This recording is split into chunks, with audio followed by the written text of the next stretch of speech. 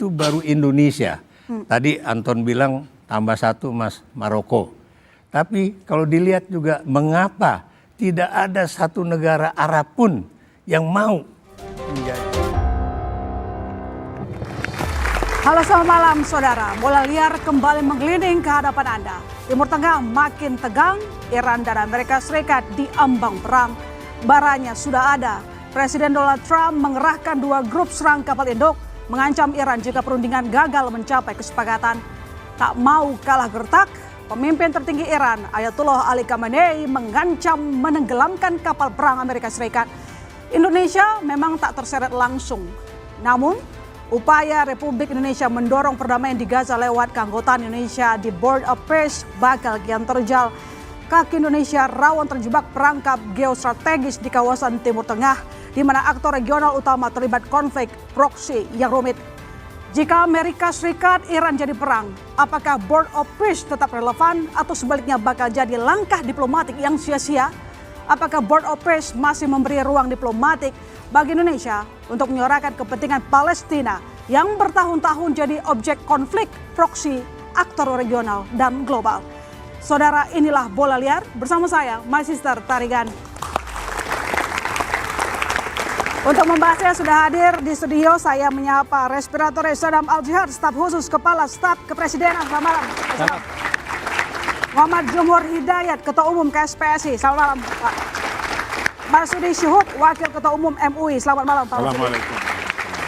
Ikrar Nusa Bakti, Dubes RI untuk Tunisia 2017-2021. Selamat malam, Pak Ikrar. Laksda Punawirawan Sulaiman Ponto, Kepala Badan Intelijen Strategis TNI 2011-2013. Selamat malam. Dian Wireng Jurek, Dubes RI untuk Iran 2012-2016. Selamat malam, Pak Dian. Anton Aliabas, pengamat militer. Selamat malam, Pak Anton. Al-Arab, Ketua Sentra Inisiatif dan Peneliti Senior Imparsial. Selamat malam, Mas Arab. Saya langsung Pak Sulaiman kalau begitu. Pak Sulaiman, kalau Iran dan Amerika Serikat semakin memanas, artinya apakah dengan bergabungnya Indonesia di BOP itu justru jadi langkah diplomatik yang sia-sia atau masih relevan? Kalau bagi saya justru inilah kesempatan bagi Indonesia untuk memperlihatkan kepada dunia bahwa Indonesia bisa berada di tengah dua-duanya ini. Bagaimana caranya untuk memastikan itu? Indonesia apapun adalah oki. Oki itu ada di Iran dan Indonesia ada di sana. Kita lihat bagaimana Pak Prabowo dengan Trump begitu dekatnya. Jadi kanan dan kiri saat ini menurut saya satu-satunya di dunia yang bisa berdiri di tengah hanya Presiden Prabowo. Mana ada yang lain yang bisa seperti beliau saat ini. Bisa berbicara begitu tenang dengan Pak Trump, pada saat yang sama atas nama Oki dia bisa berbicara juga dengan Iran. Meskipun ada ketegangan antara Amerika Serikat dan juga dengan Iran, Iran kita ketahui merupakan salah satu sponsor utama dari Hamas. Ya, justru disitulah bagaimana Pak Prabowo ini bisa menjinakkan, bisa menenangkan Iran, bagaimana juga bisa menenangkan Trump. Disinilah kita lihat bagaimana Pak Prabowo ini bisa berdiri. Tapi yang jelas sampai hari ini satu-satunya di dunia yang bisa berdiri di tengah-tengah dan bisa bernegosiasi dengan baik hanya Pak Prabowo. Nggak ada yang lain, coba cari mana. Oke, baik. Nggak ada. Baik, Bang Al, kalau dilihat dalam situasi seperti ini, apakah jangan-jangan Indonesia justru terperangkap di bagian geopolitik strategisnya? Ya, saya rasa apa yang dilakukan Trump dan Amerika adalah sedang ingin membangun hegemoni politik ekonomi Hegemoni Amerika. politik, oke. Dengan kepentingan penguasaan sumber daya alam dan akses jalur perdagangan itu.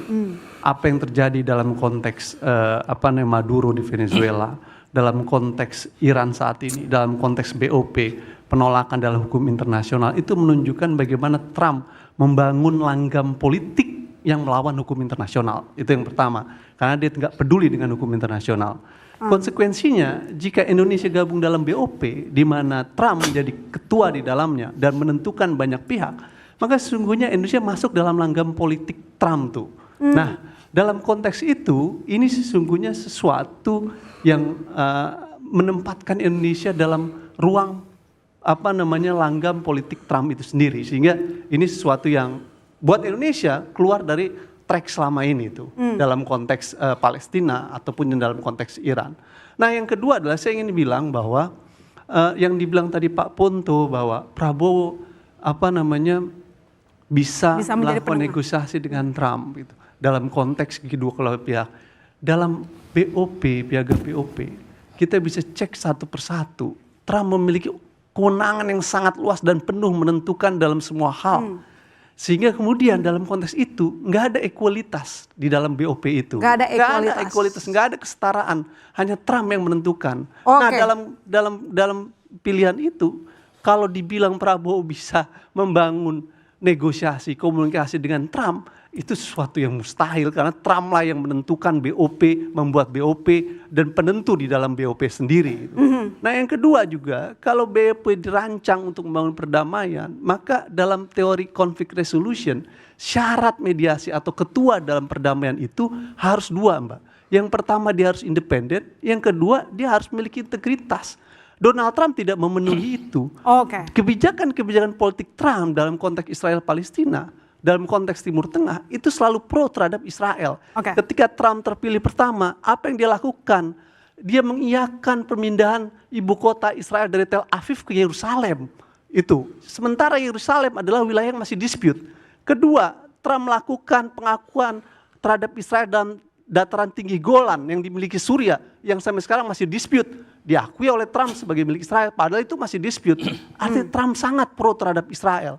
Yang ketiga, dalam putusan Mahkamah Pidana Internasional, Mahkamah Pidana Internasional sudah menyebutkan bahwa Netanyahu adalah penjahat perang, sehingga Mahkamah Pidana Internasional mengeluarkan surat penangkapan terhadap Netanyahu. Apa yang dilakukan oleh Trump adalah mengancam hakim-hakim Mahkamah Pidana Internasional, dan kemudian mereka nggak boleh ke Amerika Serikat, dan mereka kemudian akan dibekukan aset-asetnya di Amerika Serikat dan diancam oleh Donald Trump karena menetapkan Netanyahu sebagai penjahat perang. Jadi pertanyaannya adalah bagaimana kita percaya terhadap Donald Trump untuk memimpin perdamaian sementara secara independen dia sangat diragukan dan berpihak kepada Israel. Oke, baik. Nanti saya ke Anda lagi. Pak Jumhur, kalau dilihat disampaikan oleh Bang Al tadi, ini sudah keluar track katanya. Tidak ada keseimbangan. Ini semua cuma soal Trump. Anda adalah salah satu yang kemarin mendorong keterlibatan Indonesia di BOP harus menjadi pemimpin. Dan sekarang memang sudah terbukti sih jadi wakil komander. Ya, pertama saya di sini hadir karena saya ketemu dengan Ketua Serikat Buruh Gaza. Oke. Dia menyatakan 250.000 buruh di sana tuh betul-betul hancur lah begitu. Dan puluhan ribu hektar berantakan semua, nggak kerja lah. Jadi kita ada solidaritas, dan begitu mendengar ada rencana perdamaian itu kami dari gerakan buruh tentu merasakan itu penting gitu. Oke. Dan kemudian ternyata Indonesia masuk. Nah faktanya sekarang dia sudah masuk Indonesia. Pilihannya hanya dua, kalau dia tidak masuk sebagai apa, kalau dia masuk bisa ngapain, kan kira-kira gitu. Kalau tidak masuk barangkali jadi penonton, mau diuyak-uyak itu Palestina, ya kita hanya bisa jadi penonton. Barangkali kita hormati ada jutaan orang di Indonesia turun ke jalan untuk simpati, kita hormati gerakan itu.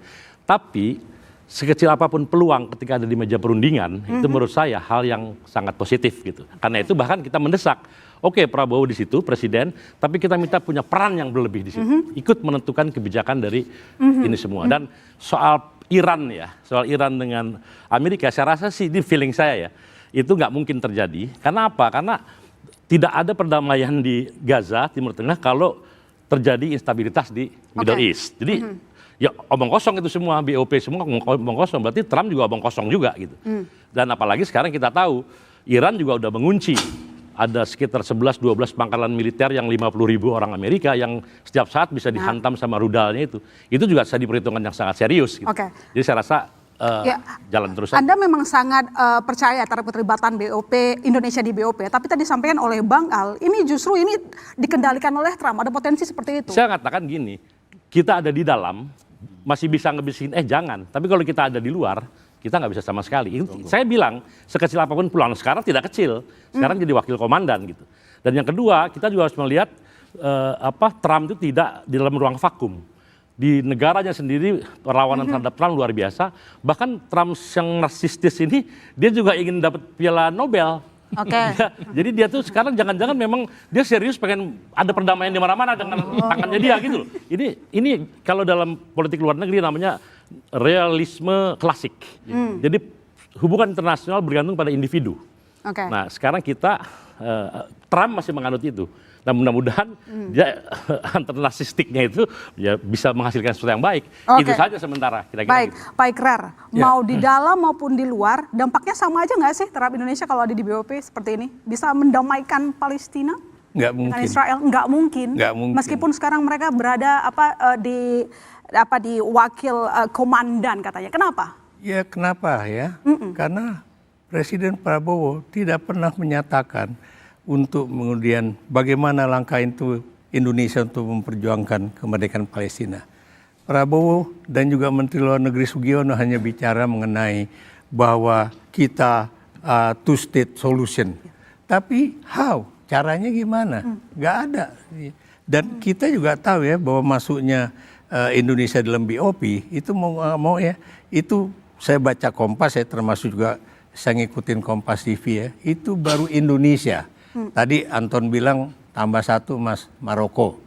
Tapi kalau dilihat juga mengapa tidak ada satu negara Arab pun yang mau menjadi anggota pasukan perdamaian. Ini menjadi tanda tanya besar. Kedua ya, mengapa negara-negara Eropa Barat ya yang selama ini adalah sekutunya Israel. Anda bisa bayangkan Inggris yang dulu gara-gara dia bikin apa yang disebut dengan deklarasi Balfour ya 1917 itu ya.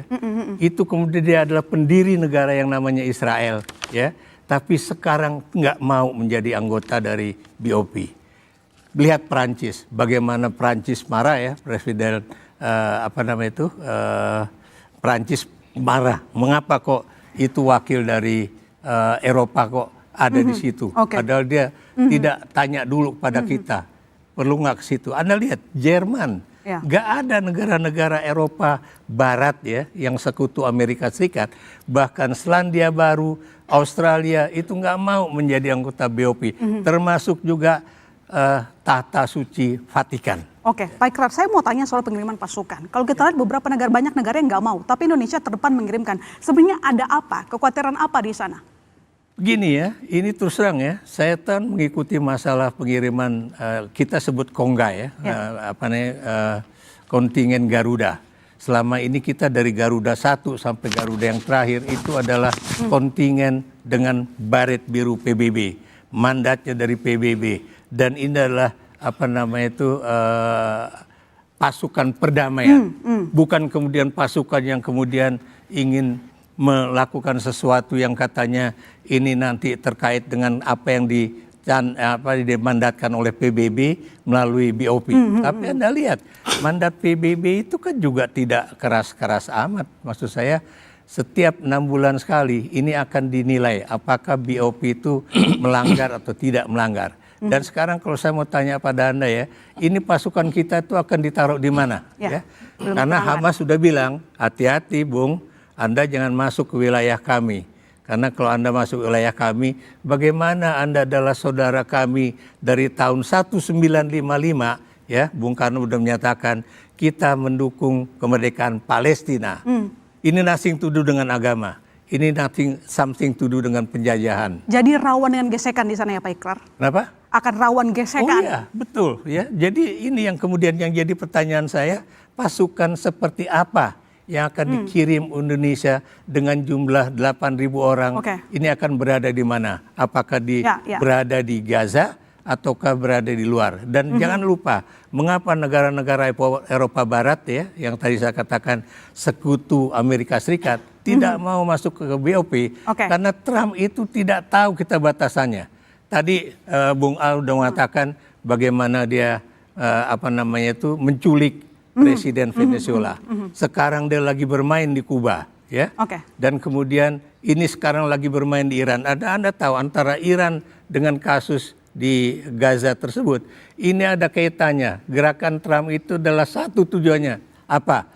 Menyelamatkan Israel. Menyelamatkan Israel. Oke, nanti saya lanjutkan ke Anda Pak Ikrar. Pak Anton, jadi apa risiko kita mengirimkan pasukan ISF ke Gaza? Begini, jelas bahwa ketika kita bicara tentang ISF itu menjalankan resolusi 2803. Satu, benar kata Mas Ikrar tadi, ini bukan nanti helm biru, tapi berdasarkan helmnya ISF. Jadi memang beda, dia tidak menjalankan mandat itu. Itu satu. Kedua, apa risikonya? Saya melihatnya adalah ini high risk high return. Jadi High risk, high return? high return. Oh, Jadi oke. kalau ini sukses, tentu nanti Indonesia akan dapat something. Minimal dapat prestis.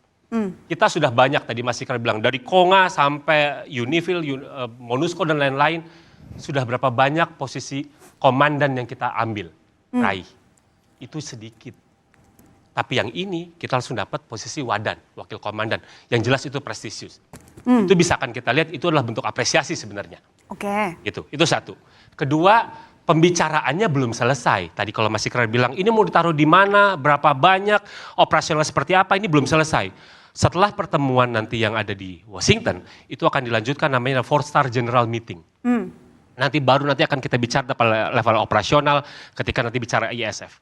Itu yang akan bisa bilang nanti Indonesia apa, misinya apa, dan lain-lain. ISF berdasarkan resolusi 2803 itu jelas. Dia harus mengawal proses demilitarisasi non-state actor yang notabene adalah Hamas. Yang itu kita nggak mau sebenarnya. Makanya kalau kita ngikutin pendapatnya dari Kasat, sebelumnya yang kita siapin adalah Zeni dan lain-lain. Kita mau rekonstruksi. Kita nggak mau proses demilitarisasi, kita nggak mau pelucutan senjata. Yang which is itu bukan dari misi utamanya ISF. Inilah nanti bagian dari ruang negosiasi di dalam ISF. Ini yang akan jadi penentu, siapa sih nanti yang dari TNI akan menunjuk itu di situ. Anda bilang kan high risk high return. Yes. Kalau berhasil kita punya kredit. Ya. Kalau enggak, risikonya paling besar. Resikonya ada Anton. macam-macam. Satu, kita kan nggak tahu, itu ada skenario, ada macam-macam di sana. Posisi kita seperti apa? Kalau kita bicara tentang Gaza, Gaza itu kan ada green zone, ada yellow zone, ada red zone. Kalau kita ditaruh di green zone, itu artinya nanti kita main mata lagi nanti sama Israel. Kalau kita tadi di red zone, tadi bilang Mas, ini sama aja bunuh diri. Ya itu udah jelas gitu deh, wilayah konflik kita ada di sana. Itu namanya. Kita mau taruh di mana? Kalau kita di green zone, ya semua akan ada risikonya. Mau taruh di mana itu ada risikonya. Itu tadi saya bilang, kalau kita sukses, kita dapat something. Kalau kita nggak sukses, ditekan habis-habisan. Jangan sampai kita misalnya jadi blanketnya Israel. Karena untuk pelucutan Hamas misalnya. Ini yang nanti akan menjadi penting bagaimana pada level operasionalnya ISF. Tapi dengan sudah penunjukan badan, sudah tampak lebih jelas nggak? Atau enggak? Belum. Wakil komandan kita kan Wakil sudah jadi wakil komandannya komandan. iya, tapi kan aturan mainnya nanti kan akan dibahas lebih lanjut. Ya masih nunggu. Gitu, masih akan dibahas lebih lanjut. Makanya itu yang menjadi kunci. Ini nanti siapa nih wakil Indonesia nih? TNI. Iya, Zeni atau Perwira siapa? tinggi itu enggak, perwira tinggi yang akan duduk di jabatan wadan itu siapa? Oke. Gitu. Ini yang harus kita perhatikan juga, jangan sampai dia nggak pernah punya pengalaman untuk ikut misi perdamaian, pernah menjadi komandan di TNI-nya juga, gitu loh. Ya minimal bahasa Inggrisnya juga harus lancar ya, jangan sampai nanti kita butuh interpreter kita mau diskusi. Itu akan menjadi kunci bagaimana kita tahu, karena negosiasinya akan masih terpanjang. Prosesnya akan tetap panjang. Setelah nanti 4-star general akan ada nanti pre-deployment training, kita juga masih harus mempersiapkan materinya kayak apa, karena kan berbeda dengan misi-misi sebelumnya. Ini tadi saya bilang, prosesnya masih panjang, ini yang akan kita lihat lagi. Tapi tadi, saya yakin ini high risk, high return. Haris Haritan, Mas Adam, Istana sudah menimbang atau belum penempatan pasukan akan taruh di red zone atau mungkin green zone? Nanti dijawab Mas, boleh lihat kembali saudara.